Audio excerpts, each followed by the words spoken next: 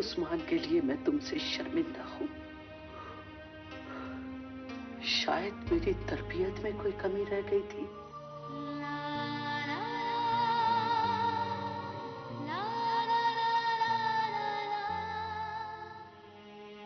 क्या पसंद की शादी करना इतना बड़ा जुर्म है उस्मान?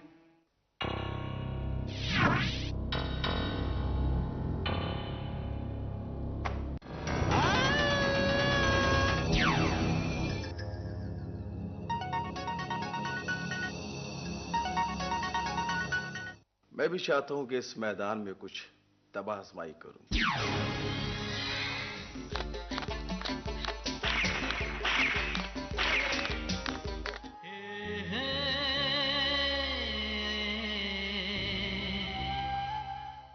क्या हुआ है? जो पूछना है ना अपने शौहर से जाकर पूछो। हमजा, मैं तुम्हें बदले की आग में झोंकना नहीं चाहती। तो इसका मतलब यह है कि सायरा बेगम ने भी आहिस्ता आहिस्ता नाखून निकालना शुरू कर दिया। उनको पता नहीं कि उनका अंजाम क्या होगा।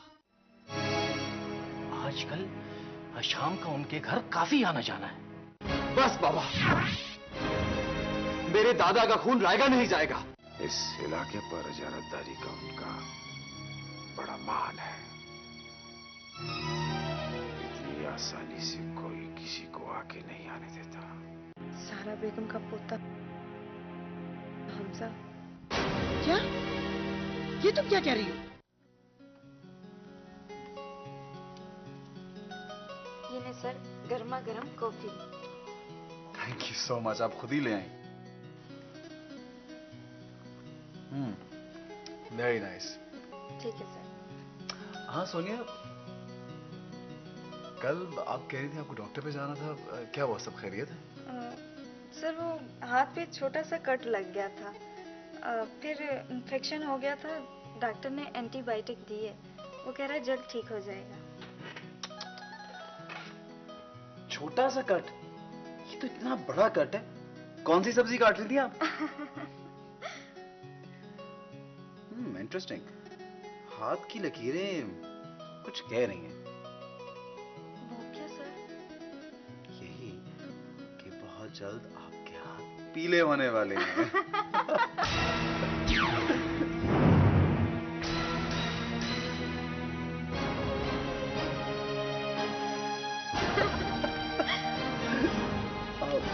हिजाब, आओ ना, आओ। हिजाब,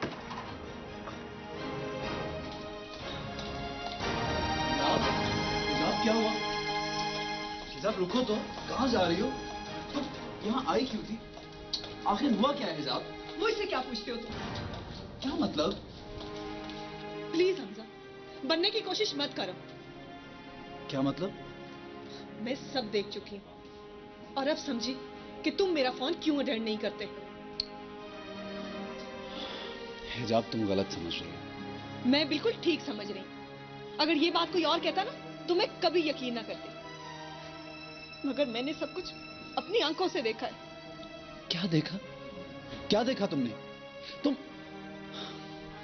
देखो हिजाब, वो सोनिया मेरी... कोई सफाई देने की जरूरत नहीं है हमजा। तुम पढ़ी लिखी लड़की होकर ये सब सोच रही हो, ये सोच भी नहीं सकता था हिजाब। क्यों? पढ़े लिखे लोगों का दिल पत्थर का होता है क्या? उनके एहसास नहीं होते? जज्बात मर जाते हैं उन लोगों के। मैंने कब कहा एहसास नहीं होते? कब कहा जज्बात मर जाते हैं? लेकिन जो तुम सोच रही हो वो बिल्कुल गलत है। अच्छा, ये गलत है तो तुम्हारा मुझे बार बार टालना और मेरा फोन अटेंड ना करना भी गलत है। छोड़ो हमजा, प्लीज। अब बहाने बनाने की जरूरत नहीं है। हिजाब,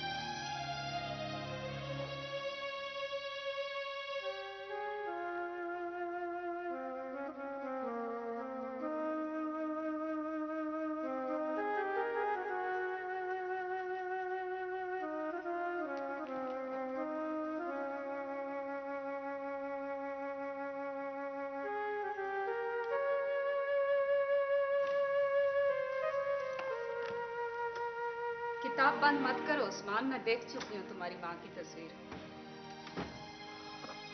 नहीं, ऐसी कोई बात नहीं। उस्मान, मुझे लगता है कि तुम्हारे माजी के पछतावे साया बनकर तुम्हारी जिंदगी पर छाए हुए हैं। ये तंज भरी बातें करके क्या मिल जाता है तुम्हें मेरा तंज तो नजर आता है, लेकिन वो आग नजर नहीं आती जिसमें मैं बरसों से जल रही हूँ।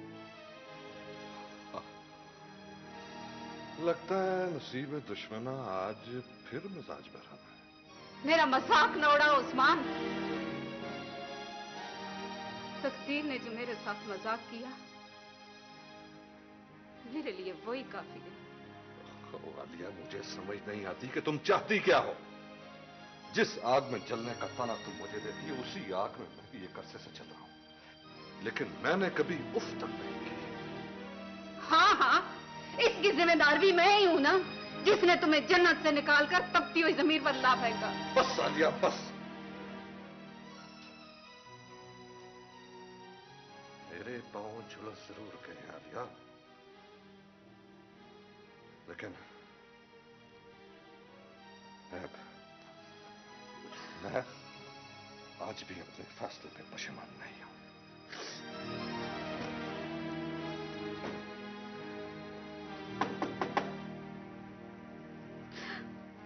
सॉरी, मैंने आपको डिस्टर्ब कर दिया। नहीं बेटा, तुम आओ। ये क्या हो जाता है आप लोगों को? क्यों इस तरह तेज तेज बोलने लगते हैं? और फिर प्लीज अम्मी, रिलैक्स प्लीज। बस बेटा, तुम्हारे बाबा की तो आदत ही है। अच्छा देखिए, मुझे नींद नहीं आ रही, आप मेरे साथ चलें और मुझे कहानी सुनाएं।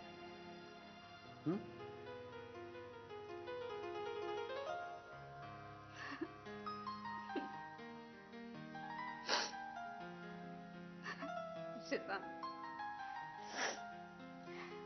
ऐसे मूड में नहीं हंसा देता है। बस आए साथ चलें, और आपको मैं वो कहानी आके सुनाऊंगा। चलें ना।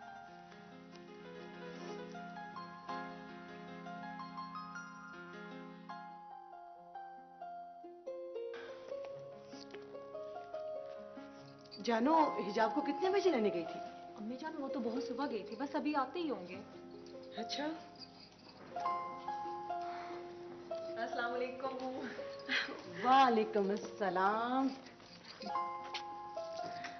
शुक्र है मेरे घर की रौनक आ गई। अस्सलाम वालेकुम भाभी। कैसी आप?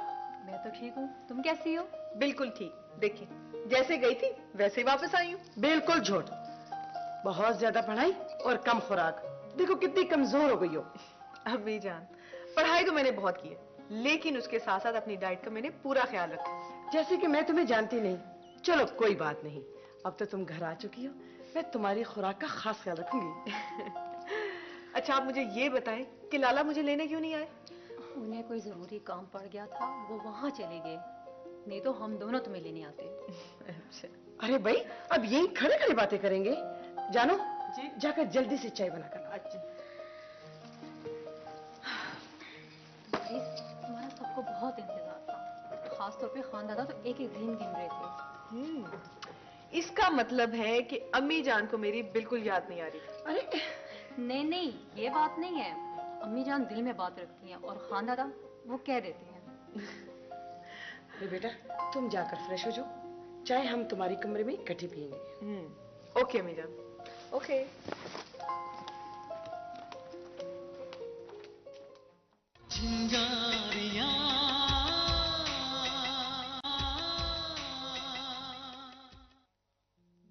हाँ बताओ, क्या बात है? तुम क्यों इतनी अपसेट रहती हो? सहर, मैंने तुम्हें बताया था ना कि मैं कई दिनों से हमजा को फोन कर रही हूँ, लेकिन वो मेरा फोन नहीं उठाता, या फिर मसरूफियत का बहाना करके फोन बंद कर देता था। और मैं हैरान थी कि आखिर बात क्या है।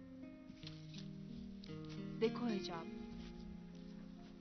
अगर तुमने उसे ऑफिस टाइम में फोन किया है मेरी जान, तो वो ऑफिस में मसरूफ होगा, या अगर वो फारिग भी होगा तो हो सकता है कि कोई विजिटर उसके साथ हो। उनके सामने वो तुमसे क्या बात करेगा? नहीं सहर, मैंने ऑफिस टाइम के बाद भी उसे कई बार फोन किया, लेकिन वो बहुत मुख्तसर से बात करके फोन बंद कर देता। फिर मैंने सोचा कि मैं खुद जाकर उससे बात करती हूँ, और मैं उससे मिलने चली गई। अच्छा, यानी उसकी ऑफिस? हाँ। और जानती है सहर, मैंने वहां क्या देखा? हाँ बताओ। मैंने जो ही उसके ऑफिस का दरवाजा खोला, मुझे मेरे सवालों का जवाब मिल गया। मैं समझी नहीं। सहर, सहर वो अपनी सेक्रेटरी के साथ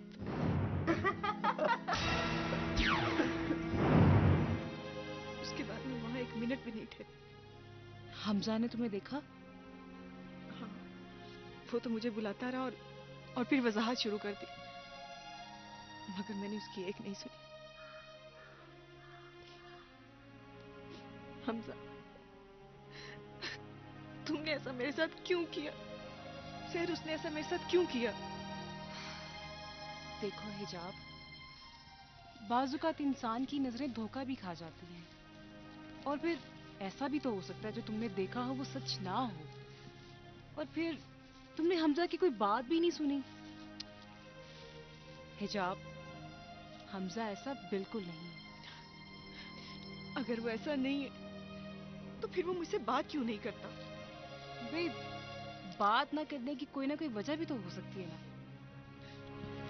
क्या वजह हो सकती है? जो भी वजह हो वो मुझे बता तो सकता है ना। हिजाब, प्लीज तुम परेशान ना हो, सब ठीक हो जाएगा। तुम क्यों अपसेट होती हो?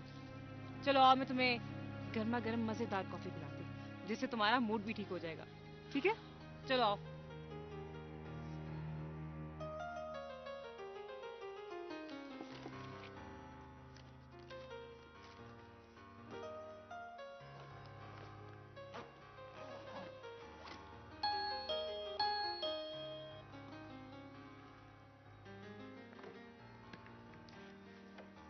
जी सर।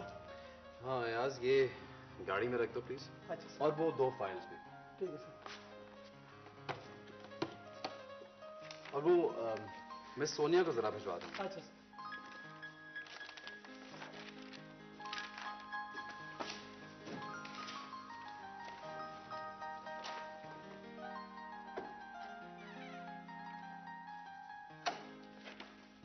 सर, आप जा रहे हैं? हाँ सोनिया, मैं निकल रहा था। अच्छा, मुझे वो प्लीज मंडे का शेड्यूल बता दो। सर, रॉयल कंपनी के मैनेजर के साथ आपकी मीटिंग है। ठीक है, बस मुझे रिमाइंडर दे देना। हाँ ओके सर। सर, आप छोड़ दें, मैं देख लूंगी। ठीक है Sonia, you take care, I will see you later इंशाल्लाह। बाय।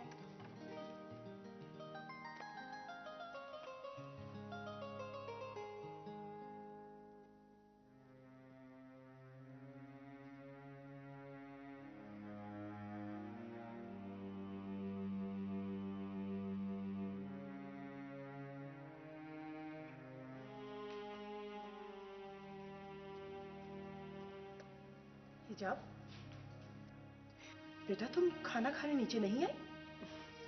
अम्मी जान, वो मैंने कमरे में मंगवा कर खा लिया था। लगता है थकावट ज्यादा हो गई है। नहीं तो बिल्कुल भी नहीं, मैं तो बिल्कुल ठीक हूँ। हिजाब, बेटा तुम तकरीबन फारिग हो चुकी हो। क्या मतलब अम्मी जान? मैंने अभी दुनिया में देखा ही क्या है, और आप मुझे अभी से फारिग कर रही हैं? बेटा तुमने मेरे मुंह की बात छीन ली। दरअसल हम चाहते हैं कि तुम एक प्रैक्टिकल लाइफ शुरू करो, तुम्हारा घर बसे, तुम एक खूबसूरत जिंदगी का आगाज करो। बेटा मुझसे ज्यादा तुम्हारे बाबा की ख्वाहिश है। अम्मी जान, अभी तो मैं आई हूँ, आखिर ऐसी भी क्या जल्दी है? बेटा जल्दी की कोई बात नहीं है, लेकिन हम चाहते हैं कि तुम हामी तो भर लो। हम एक छोटा सा फंक्शन कर लेंगे, लोगों को पता चल जाएगा। अम्मी जान, मुझे कुछ वक्त चाहिए। हिजाब, अगर तुम अपने पुराने फैसले पर कायम हो तो उसे भूल जाओ। ये किसी कीमत पर नहीं हो सकता। तो फिर अम्मी जान, आप भी ये सुन लें, जो आप लोग चाहते हैं वो भी किसी कीमत पर नहीं हो सकता। मैं तुम्हारी जबान खींच लूंगी। तुमने लाड प्यार से पाल पोस कर इसलिए बड़ा किया है कि तुम अपने बाप दादा की इज्जत भरे बाजार में नीलाम करो। इसमें बड़ा इज्जत नीलाम करने वाली कौन सी बात है? मजहब और माशरे की हर कानून की रूह से मुझे यह हक हासिल है कि मैं अपनी जिंदगी का फैसला खुद कर सकूं। शोर मत मचाओ, आहिस्ता बोलो, आहिस्ता। अगर किसी ने सुन लिया तो क़यामत आ जाएगी। तुम्हें नहीं पता कि उन लोगों से हमारी कितनी पुरानी दुश्मनी है। अगर तुम्हारे बाबा को पता चल गया ना तो तुम्हारा जीना हराम कर देंगे। लेकिन आपने मुझे बताया ही कब है इस दुश्मनी के बारे में? मैंने जरूरी नहीं समझा और ना अब समझती हूँ। तुम्हारे हक में जो भी फैसला होगा उसमें तुम्हारी बेहतरी होगी, समझी?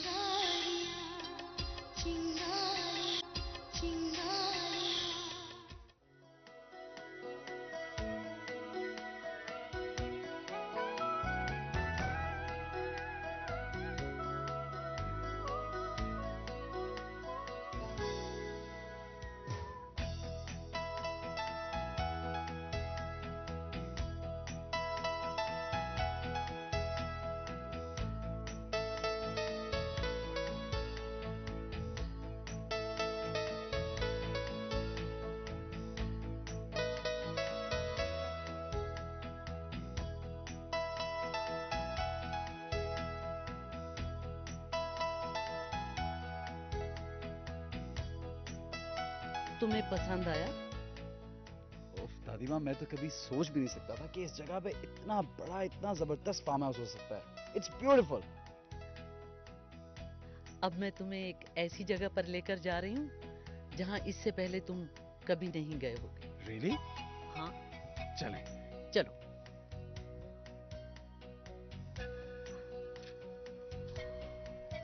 ये दरख्त देख रहे हो?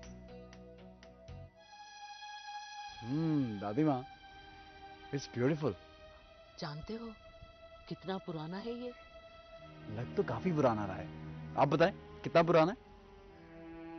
बहुत पुराना है ये। तुम्हारे दादा इस दरख्त की छांव तले बैठा करते थे। उन्हें ये जगह बहुत पसंद थी और मुझे कहा करते थे कि सायरा, मैं इस जगह पर एक फार्म हाउस देखता जिसमें मेरे बच्चे, मेरे पोते पोतियां हंसते खेलते हुए नजर आते हैं। ओ दादी माँ उदास क्यों होती है? अब देखे ना, आपका पोता आपके सामने खड़ा है, ठीक है? अब पर पोते पोते अभी बहुत जल्दी सामने आ जाएंगे। अच्छा, मैं पता क्या चाहती हूँ कि ये जगह आबाद हो जाए। हो जाएगी। और जब ये जगह पूरी तरह मुकम्मल हो जाएगी ना, तो फिर मैं तुम्हारे दोस्तों को यहाँ एक शानदार पार्टी दूंगी। लो, जबरदस्त। आई लव यू दादी माँ। आए उधर चलते हैं।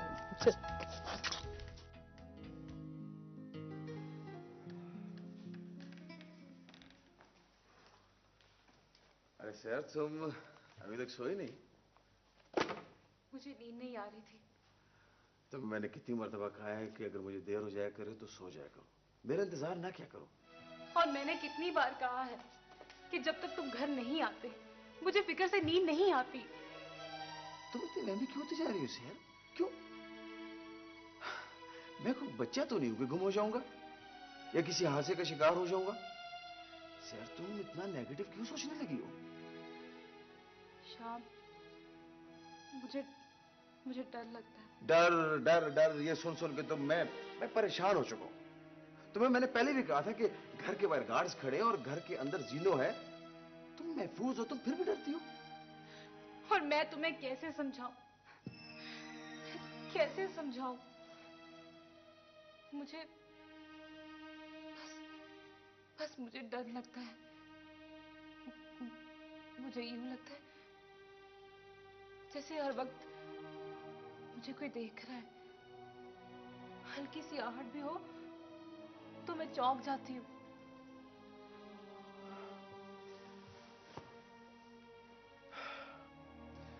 सर अब मैं खुद तो तुम्हारी चौकीदारी नहीं कर सकता। 1000 काम होते हैं मुझे। अगर मुझे देर होगी तो तुम क्या डरी हुई बिल्ली की तरह खौफजदा और सहमी बैठी रहोगी? ठीक है शाम, इस बात को यही छोड़े। चले आए, उठे, आराम करें।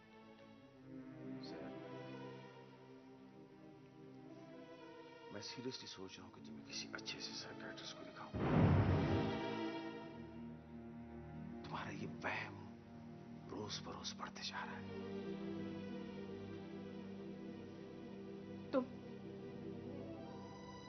तुम क्या समझते हो? मैं पागल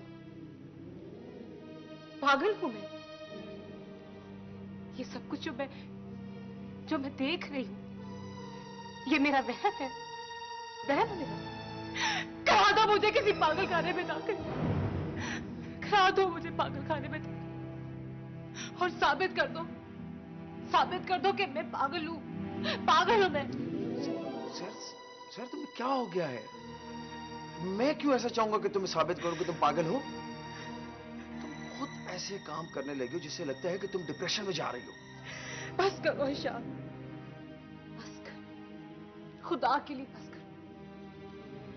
मैं आइंदा तुम्हें कभी नहीं कहूंगी कि तुम घर चली आओ। तुम्हारा जो दिल करता है तुम वो करो, जो मर्जी में आए करो।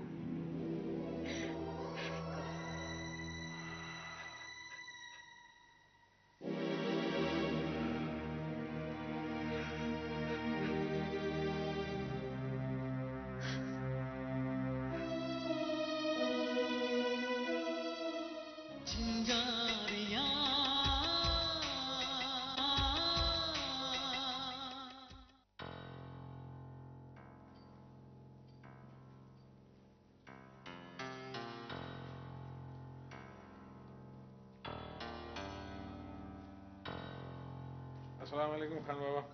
आओ आओ आओ बेटा शमरोज, आओ बैठो। क्यों भाई, अलीपुर का इलाका कवर कर लिया? जी खान बाबा, वहीं से आ रहा हूँ। Very good. और महरोज अभी वहीं है। वो हकीम खान ने कुछ लोगों को रात खाने पे हमसे मिलवाने के लिए बुलवाया था। मैंने महरोज को भेज दिया। हमारे जाने के बाद बहुत से लोग आए थे उजरे में तुमसे मिलने। माशाल्लाह माशाल्लाह, रोज बरोज पोजीशन बहुत मजबूत हो रही। आपकी दुआ से खान बाबा।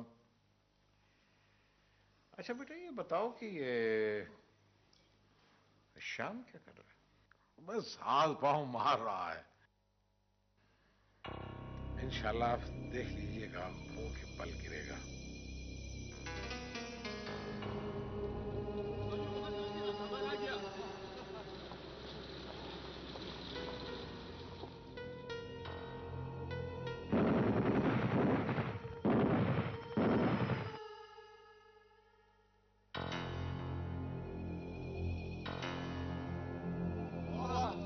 चलो कोशा, सामान उठाओ।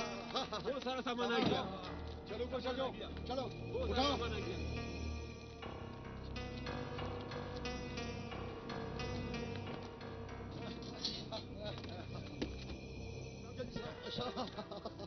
पकड़ो, अब मजे हो गए।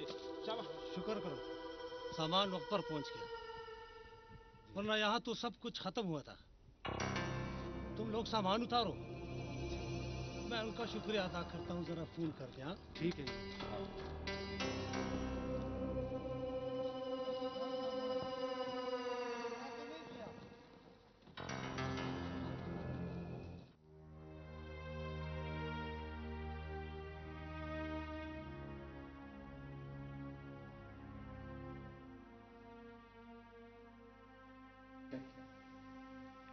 आज हिशाम के साथ बहुत एंजॉय किया। उन्होंने मेरे लिए नई गाड़ी खरीदी है। मजाक कर रहे थे कि इस गाड़ी पर वर्ल्ड टूर करेंगे। मैंने हंसकर कहा कि अभी तक तो अपना मुल्क पूरा नहीं देखा है और आप वर्ल्ड टूर की बात करते हैं, और वो भी गाड़ी पर। हम खूब हंसे। नई गाड़ी की खुशी में हमने सूप पिया, फिर खाना ऑर्डर किया। वापसी पर मैंने ड्राइव की। फिर रास्ते में उन्होंने मुझे फूलों के गजरे दिलाए, क्योंकि हिशाम जानते हैं कि मुझे मोतिया के फूल बहुत पसंद हैं।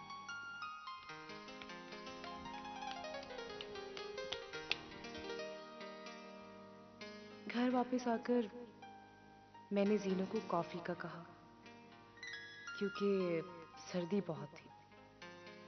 जीनू मुझे खुश देखकर फूले नहीं समा रही थी।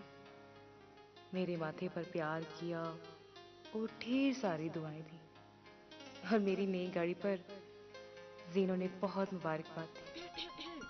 ओह हिजाब, तुम क्यों? किसी और ने आना था क्या?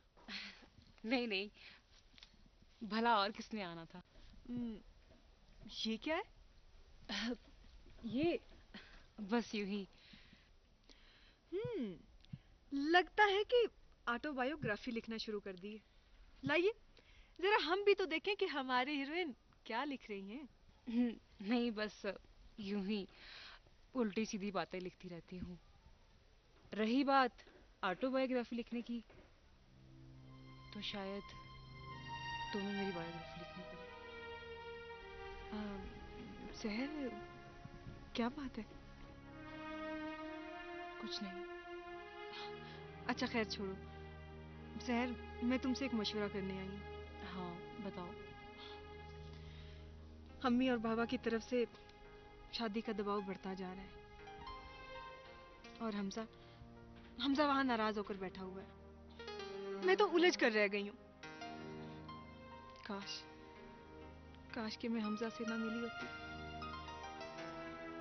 मेरी जिंदगी का वो लम्हा, वो अजीब लम्हा मेरे करीब आकर ठहर गया है। जहां देखती हूँ मुझे सिर्फ और सिर्फ वही नजर आता है। मेरी तो कुछ समझ में नहीं आ रहा कि मैं क्या करूं। भाई तुम परेशान क्यों होती हो? मैं अभी हमजा से बात करती हूँ।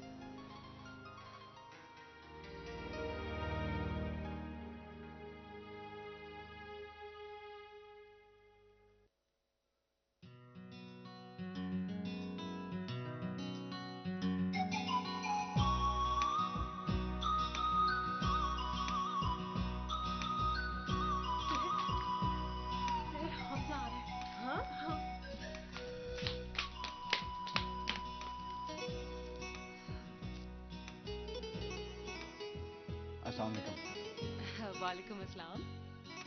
हमजा साहब, आप अंदर चलिए बैठे। खैरियत? हाँ बस खैरियत ही थी। वो दरअसल हिजाब में कुछ गलत फहमी हो गई थी, जो मैंने अब दूर कर दी। अगर कोई खुद गलत फहमी का शिकार हो जाए तो उसकी गलत फहमी कौन दूर कर सकता है? हमजा, अब आप इस बात को छोड़े। चले आप दोनों बातें करें, मैं आपके लिए चाय भिजवाती हूँ। हिजाब, हमारे खानदानों के दरमियान इतनी बड़ी खलीज हायल थी और तुमने मुझे बताया तक नहीं। आई स्वेयर हमजा, मुझे खुद कुछ मालूम नहीं था। मैं भी तुम्हारी तरह अनजान हूँ। मैं ये कैसे मान लूं हिजाब? जो बात हम दोनों के दरमियान दुश्मनी की बुनियाद बनी, वो तुम्हें मालूम थी, तुमने मुझसे छुपाई रखी, और मैं अनजाने में आगे बढ़ता गया। हमजा, क्या मैं झूठ बोल रही हूँ? जो बात हमारे खानदानों के दरमियान दुश्मनी की बुनियाद बनी, अगर वो बात सच है जाब, तो मेरा ज़मीर मुझे कभी माफ नहीं करेगा। हमजा, तुम मुझ पर इल्जाम लगा रहे हो।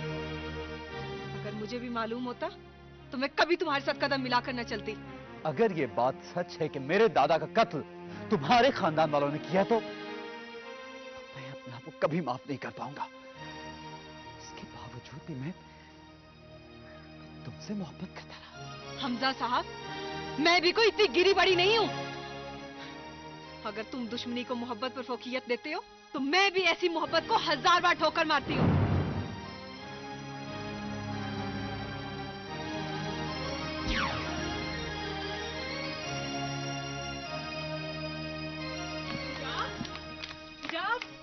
मैं जा रही, मेरी बात तो सुनो। मैं जा रही, फिर आऊँ।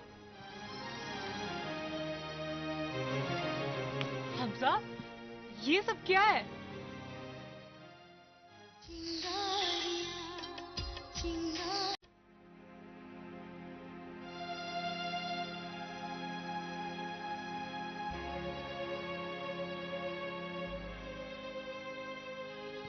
देखा तूने? देखा? ये सिला दिया उसने मेरे प्यार का, मेरे खलूस का, मेरी मोहब्बत का। मैं ही पागल था जो दुश्मनों से उम्मीद लगा बैठा। सुन रहा है तू? सुन रहा है मेरी बात? कोई नहीं है, कोई नहीं है जो मेरी बात समझे।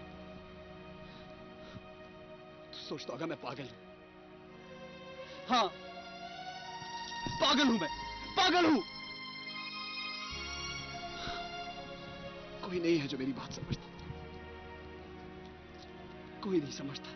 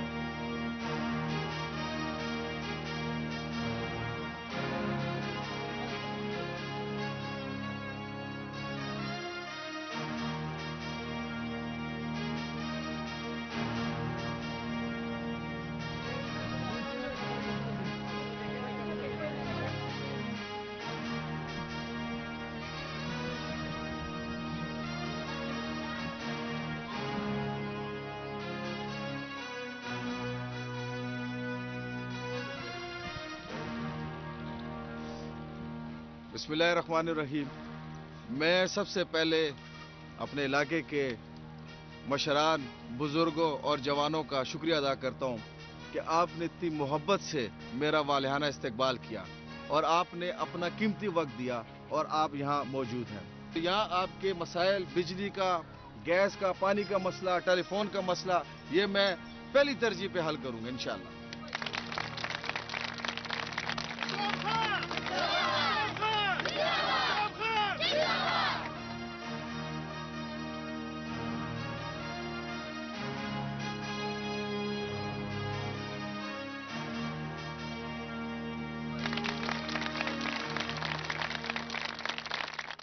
बैठो बेटा।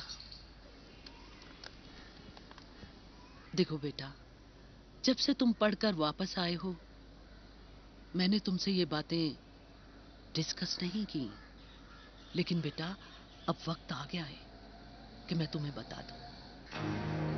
क्या दादी माँ? तुम्हारे दादा परदादा ने इस जद्दी पुश्ती जागीर को संभालने के लिए बहुत मेहनत की है बेटा। ये इज्जत, ये मुकाम हमें एक दिन में नहीं मिला। तुम्हारे परदादा शेर मोहम्मद खान जिस रास्ते से भी गुजरते थे, लोग एहतराम में खड़े हो जाया करते थे।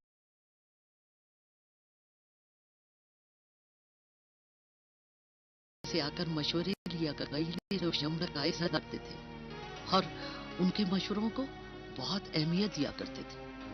और तुम्हारे दादा शाद मोहम्मद खान, उनके एक इशारे पर हजारों लोग इकट्ठे हो जाया करते थे। जी दादी माँ। और उनका हर हुक्म मानने के लिए तैयार हो जाते। उनके रोब और दबदबे का दूर दूर तक चर्चा था, लेकिन वो मेहरबान और रहम दिल भी बड़े थे। इलाके के लोगों की खबरगिरी करते और जिसका कोई मसला होता ना, वो बेधड़क होकर उनसे बयान कर देता और वो उस मदद भी करते। दादी माँ, ये सब कुछ तो मैं जानता हूँ, आप क्यों बता रही हैं मुझे? देखो हमजा, मैंने तुम्हें आला तालीम के लिए बाहर भेजा और एक खास अंदाज से तुम्हारी तरबियत की। जानते हो क्यों? इसलिए कि आप मुझसे बहुत प्यार करती हैं। You love me. हमजा,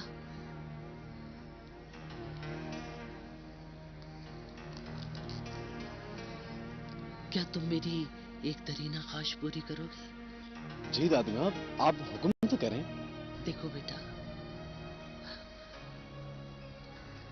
तुम्हारा बाप तो मेरी ये ख्वाहिश पूरी ना कर सका। मैं चाहती हूं कि तुम अपने बाप दादा का खोया हुआ मकाम, इस हवेली को दोबारा लौटा दो। मैं समझा नहीं दादी माँ। बेटा, अगर तुम ये चाहते हो कि तुम इस इलाके की बेहतरी के लिए कुछ करो, तो बेटा तुम तभी कर सकते हो जब तुम्हारे हाथ में कोई पावर। पावर? हाँ, मैं चाहती हूँ कि आने वाला इलेक्शन तुम यहाँ अपने आबाई सीट से लड़ो।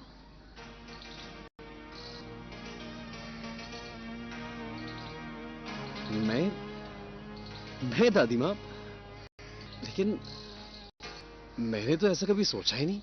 हमजा, यही तो मैं कह रही हूँ कि तुम मेरी सोच को लेकर आगे बढ़ो।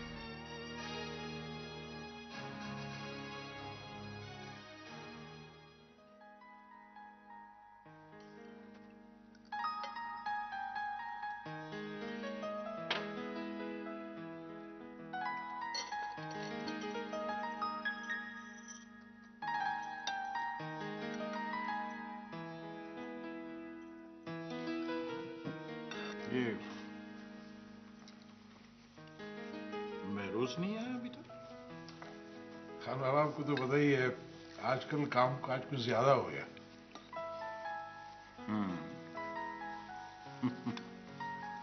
चलो अच्छा,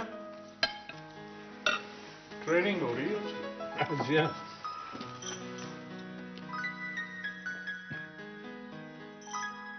जल्दी से कवर कीजिए।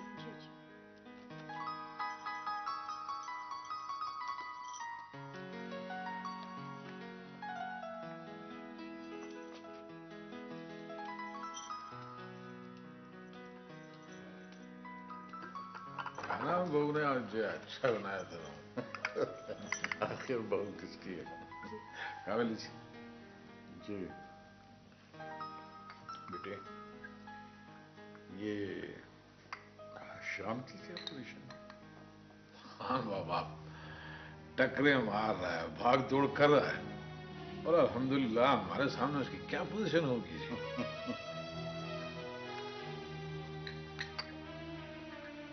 हाँ,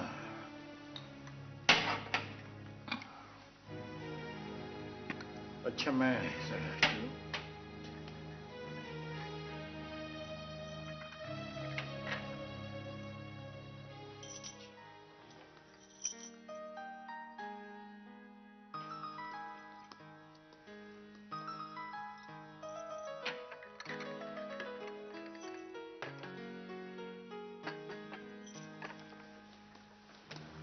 समीना, वो मैंने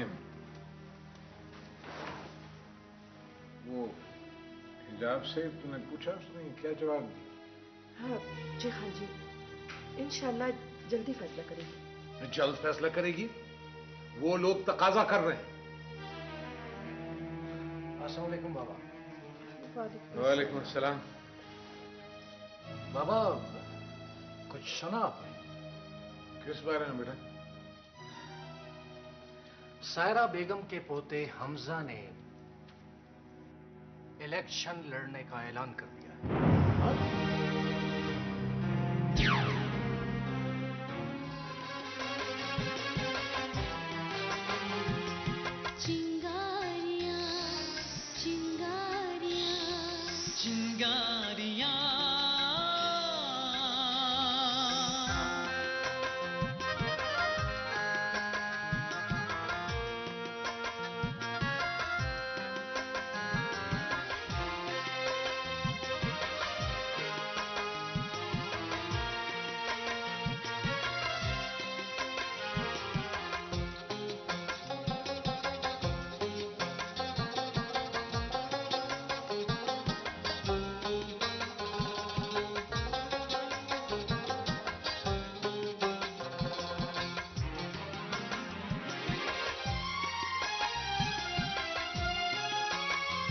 मुसाफिर कहीं और मंजिल कहीं, सफीना कहीं पर है साहिल कहीं।